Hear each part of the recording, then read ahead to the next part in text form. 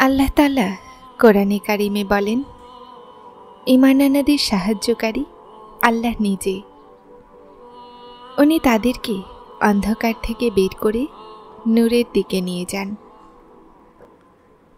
বিপদ মানুষকে শাস্তি দিতে নয়, বরং সহ্য ক্ষমতা বাড়াতে আসে, যেন বান্দার যোগাযোগ তার রবের সাথে বহাল থাকে, যেন যখনই কোনো সমস্যা আসে আমল আর দোয়াতে লেগে যায়। বিপদ জলদি চলে যাবে। এক উনিই তো আছেন যিনি তোমার ওপরে অসন্তুষ্ট হন না, যিনি এটা জানেন যে তুমি তোমার প্রয়োজনের জন্য তাকে ডাকছ, কিন্তু তারপরও তিনি তোমাকে শোনেন, খুব মনোযোগ দিয়ে শোনেন। বিশ্বাস করুন, এই দুনিয়াতে এমন কেউ নেই যার দুঃখ কষ্ট আর চিন্তার সম্মুখীন হতে হয়নি। আর জানেন মানুষের সবচেয়ে বড় ভুল কি? সে আল্লাহর আগে মানুষের সামনে কান্না করে। দুনিয়াতে মানুষকে সবচেয়ে বেশি কষ্ট সেই আশাগুলো দেয় যা সে দুনিয়ার ওপরে করে। আল্লাহর ওপরে বিশ্বাস রাখুন। আল্লাহর চেয়ে ভালো বন্ধু কেউ নেই। এমন নয় যে তাদেরকে জলদি দিয়ে দেয়া হয়েছিল, এমন নয় যে তাদের রাস্তাতে বাধা আসেনি। অফুরন্ত কঠিন পরীক্ষার পরে আল্লাহ তাদেরকে তাদের মঞ্জিল পর্যন্ত নিয়ে গিয়েছিলেন। সবর কারো জন্যই সহজ ছিল না, কিন্তু যারা বিশ্বাস রেখেছিল তার জন্যই আল্লাহ মজেজা পর্যন্ত পৌঁছানোর রাস্তা সহজ করে দিয়েছিলেন। যখন তুমি আল্লাহ ছাড়া বাকি জিনিসগুলোতে নিজের শান্তি তলাশ করতে লাগো, তো সেই সমস্ত জিনিসগুলোকে তোমার হাতে ধরিয়ে দিয়ে তোমাকে অশান্ত করে দেন।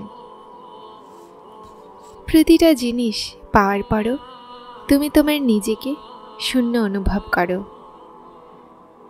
তারপর আজানের আওয়াজ কান পর্যন্ত তো পৌঁছায়, কিন্তু মন পর্যন্ত পৌঁছাতে পারে না। তারপর না ইবাদত ওই চিন্তাকে শেষ করতে পারে, আর না সিজদাতে শান্তি পাওয়া যায়। বিশ্বাসের দাবি করে নেওয়া খুব সহজ হয়, কিন্তু পরীক্ষা তো তখনই নেওয়া হয় যখন দুঃখ বিশ্বাসের ওপরে ভারী হয়ে যায়, যখন দুঃখের তীব্রতা উদ্দেশ্যকে বয়ান করতে পারে না। তারপর সব কিছু পেয়েও তুমি নিরুপায় হয়ে যাও। তারপর সমস্ত খুশি তোমার ফ্যাকাশে লাগে। এভাবে আল্লাহ তোমাকে বলেন যে আমি আছি তো সব আছে, আমি নেই তো কিছুই নেই। শান্তি তো শুধুমাত্র তার কাছেই পাওয়া যায়। জানো না ভালোবাসা কি? তাহলে তারপর এভাবে হতাশ কেন আছো? দেখো, তোমার অপেক্ষায় তো তোমার রব আছেন। শোনো, তুমি হতাশ হও না। আমার রবের রহমত অনেক উত্তম। উনি তো বলেন এখন এগিয়ে যাও। ওই রবের কাছে চেয়েই তো দেখো, যে রব রাতের অন্ধকারে গাছে বসা পাখিদেরকে পড়তে দেয় না। তো কি তিনি তোমাকে এভাবে সাহায্যহীন আশ্রয়হীনভাবে একা ছেড়ে দিবেন? কখনোই না, কখনোই না। উনিই তো আছেন যিনি আমাদের গুনাহগারদেরকেও ভালোবাসেন। উনি কখনোই তোমাকে কষ্টে ফেলেন না, আর না তিনি তোমাকে কষ্টে দেখতে পারেন। এজন্য যখন তোমাকে কোনো জিনিস কষ্ট দিতে লাগে, উনি সেটাকে তোমার থেকে দূর করে দেন।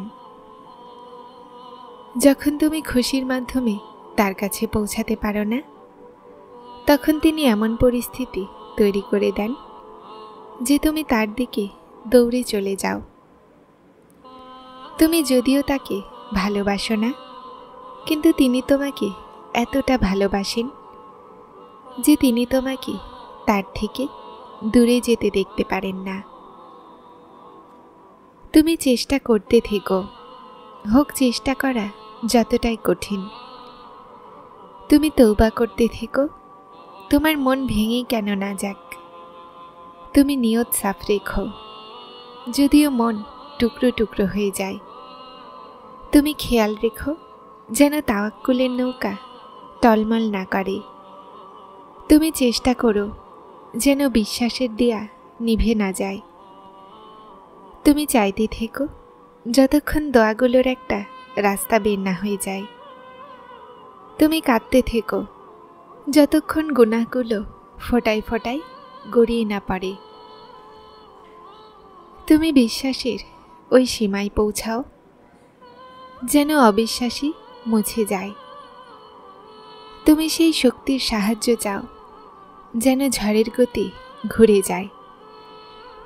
তুমি চেষ্টা করো, তুমি তোমার মনের ঘরে একটা আশা সবসময় জীবিত রেখো, যতক্ষণ তোমার অন্ধকার জীবনে আলোর রাস্তা না বের হয়।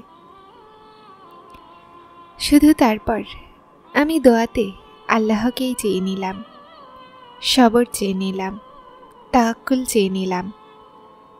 আল্লাহ বলেন, সবর করো সেখানেও যেখানে সবর করা অসম্ভব মনে হয়, আর তাওয়াক্কুল রাখো তার উপরে। আর দেখো দেখো আল্লাহ তোমার জন্য কিভাবে রাস্তা বের করেন।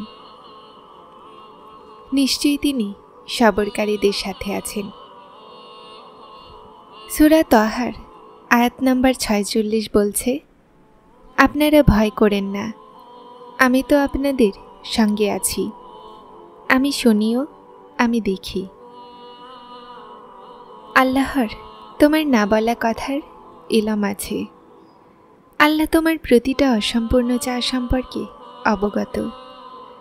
উনি কষ্টে পতিত তার বান্দাকে এমনিতেই ছেড়ে দেন না। উনি শুধুমাত্র ওই ভাঙা টুকরোগুলোকে সিজদাতে লাগিয়ে দেন। ওই কান্নারত চোখগুলোর শান্তি দোয়াগুলোতে লিখে দেন। আর যেই মন সিজদাতে কোণের অপেক্ষায় থাকে তাদের জন্য আল্লাহর সাহায্য অবশ্যম্ভাবী। যার নাম আসসালাম অর্থাৎ শান্তি দেনেওয়ালা, তারপর তিনি কিভাবে তোমাকে অশান্তিতে রাখতে পারেন? যার নাম আল গফুর অর্থাৎ ক্ষমাশীল, তারপর তিনি কিভাবে তোমাকে মাফ করবেন না? যার নাম আল রাজ্জাক অর্থাৎ দেনেওয়ালা, তারপর তিনি কিভাবে তোমাকে ওই জিনিসগুলো থেকে বঞ্চিত রাখতে পারেন যেটার তোমার প্রয়োজন?